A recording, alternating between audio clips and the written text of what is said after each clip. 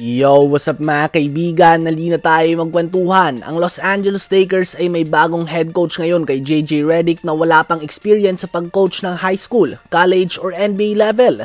Ganun pa man, nilalagyan nga ito ng pressure ng mga fans ng Lakers bilang ang next Pat Riley dahil sa kanyang naging daan from a player to a broadcaster to a coach at dahil din sa kanyang higpit at prinsipyo na pinapakita sa kanyang mga guesting sa ESPN o kaya naman sa kanyang sariling podcast. Ganun pa man, ayon sa 4-time NBA champion Shaquille O'Neal na naglaro din para kay Pat Riley sa Miami Heat noon, masyadong mabait nga daw si JJ Redick kumpara kay Pat Riley.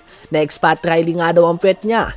Well, tama naman si Shaquille O'Neal dito. Isa nga si Pat Riley sa mga greatest basketball minds of all time at proven na ito sa kanyang mga championships at sa kanyang pagiging executive sa Miami Heat.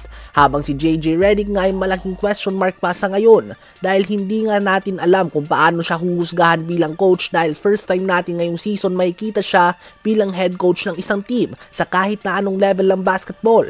Ano ba masasabi nyo tungkol dito? Habang Golden State Warriors nga ay hindi nakapasok sa playoffs last season kahit na kumpleto naman ang core lineup ng kanilang championship team, si Klay Thompson at Draymond Green ay hindi nakatulad noon ang pinakitang performance last season. Hindi mahanap si Andrew Wiggins at nagkaroon din ng konting decline sa stats si Stephen Curry. At ngayong off-season nga ay umalis pa si Klay Thompson sa Warriors.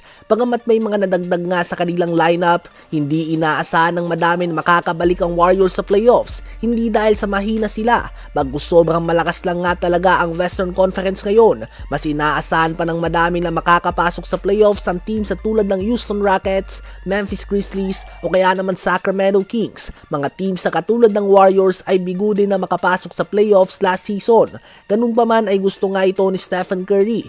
Sa kanyang recent interview ay handa na nga daw siya sa hamon at alam niya umano na madami ang hindi na naniniwala na kaya pa nilang makipagsabayan sa mga younger teams. Extra motivation nga daw ito sa kanila. Well, ang Warriors obviously ay iikot pa rin ang opensa kay Curry. Papalitan nila Buddy Hield at Anthony Melton ang pwesto ni Klay Thompson. Magiging interesting nga kung sino ba magiging first five nila dahil may mga veterans nga sila kay Curry, Draymond at Looney. But at the same time ay may mga developing young stars sila kay Podziemski, Kuminga, Moody at Trayce Jackson-Davis. Ang apat na player na ito ay pwedeng ang samahan si Curry sa starting five. Subalit dinidevelop din nga mga kaibigan ni Looney ang kanyang shooting sa ngayon habang nakakapanghinayang naman kung ibe-bench mo din si Draymond Green dahil iba nga ang koneksyon at chemistry na meron sila ni Curry. Andyan din si Andrew Wiggins, Gary Payton II at Kyle Anderson at ang mga shooter na sila Buddy Hield at Anthony Melton.